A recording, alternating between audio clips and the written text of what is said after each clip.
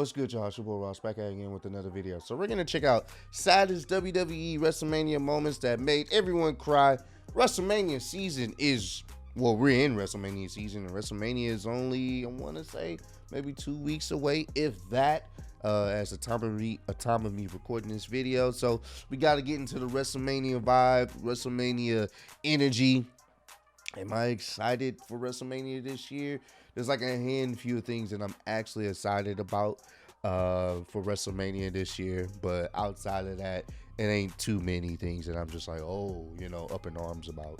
But we're gonna check this out. Appreciate all the love and support, and let's get right into this bad boy, man. This should be a good one. After a roughly 3-month hiatus, Ric Flair returned to WWE in November 2007 to say he would never retire. However, Vince McMahon had other plans. McMahon said that the next match Flair lost would result in the Nature Boy being forced into retirement. The next few months were filled with heart-pounding moments as Flair did everything he needed to do in order to avoid retirement. However, in a crazy move, Ric Flair actually challenged Shawn Michaels to a match at WrestleMania. HBK was hesitant, but Flair insisted that he wanted to fight Shawn. At WrestleMania 24, the two legends laced up their boots and went toe-to-toe. Michaels and Flair put on a phenomenal match. They put on a good match. The fans watched intensely the entire time and held on to every moment. Yeah. Finally, Mr. WrestleMania hit his finisher and pinned the Nature Boy, ending the career of Ric Flair. The emotions began pouring out immediately. This was a good heartfelt Flair was in moment. tears, as well as many others. While the Nature Boy would wrestle again outside of WWE, it was still sad seeing a legend's career come to an end. Ironically, 2 years later, Shawn Michaels would find himself in a very similar position as Ric Flair. At WrestleMania 25, Michaels earned the opportunity to face off against one of his old rivals, The Undertaker. The dead man had never been defeated on the grandest stage of them all, and HBK would do anything to be the first man to do it.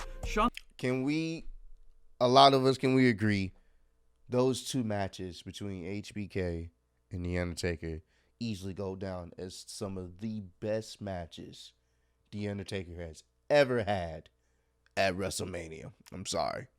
Some of the best matches ever in WrestleMania history. Shawn survived some brutal punishment, and at one point, fans thought Michaels might do the impossible. Yep. However, in the end, Mr. WrestleMania had his shoulders covered and became another victim of the dead man. Afterward, the Heartbreak Kid became obsessed and wanted one more match with The Undertaker. After scratching and clawing, Shawn Michaels got his rematch, with the stipulation that if he lost, he would retire. With everything on the line, Shawn Michaels laced up his boots and locked up with The Undertaker again. Fantastic match, 26. too. HBK gave it 110%, but despite his valiant effort, Michaels could not get the job done and suffered a second defeat at the hands of the dead man. Just like that, the career of one of the most legendary wrestlers came to an end, and plenty of tears were shed because of it.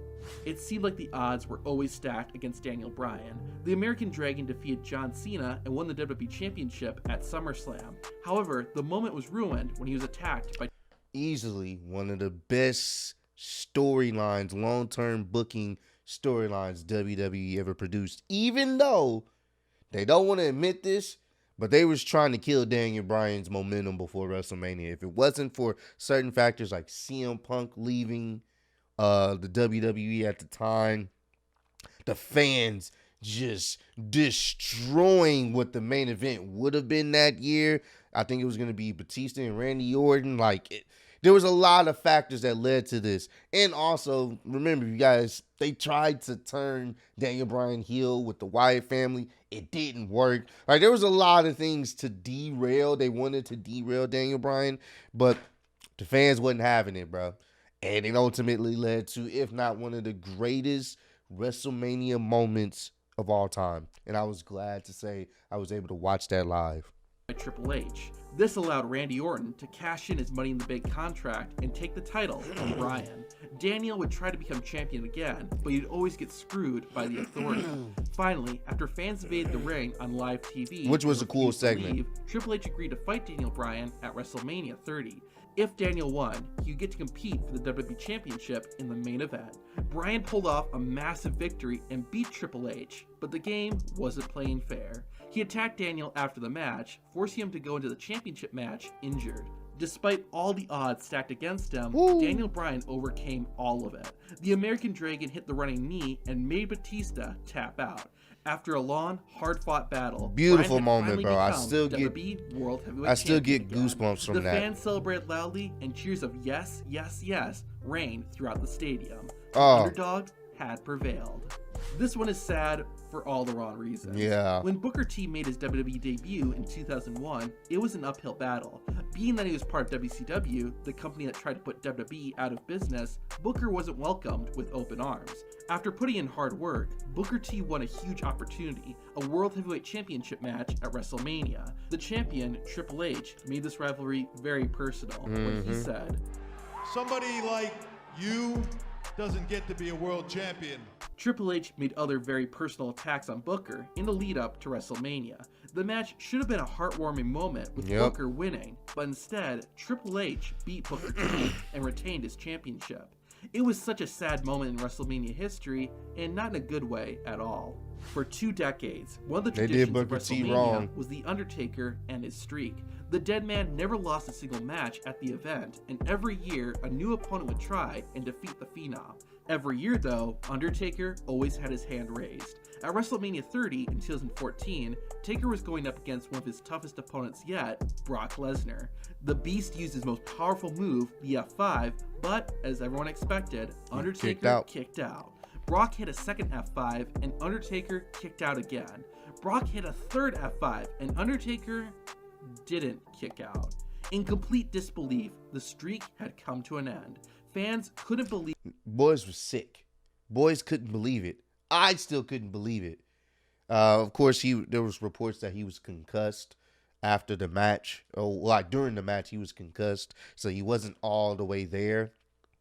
But, bruh, I still don't think the streak should have ended that way. If you're gonna end the streak, it should have been Roman. Roman should have been the only guy to end the streak, because if you think about it, they had Roman be the other person to beat The Undertaker. Roman should have been the only guy to do it. They should have pulled an audible. Once they realized Roman wasn't getting over, he should have been the only guy to do it. That's it. He should have been the only guy to end the streak. Because then he would have got heel heat. The right heel heat. He would have got mega nuclear heel heat. And that would have put him, he would have been catapulted. We probably would have the Roman we have now, maybe. We would have probably had it back then. Because nobody would have been able to touch him. Nobody. Everybody would have hated him. And that's how you do it.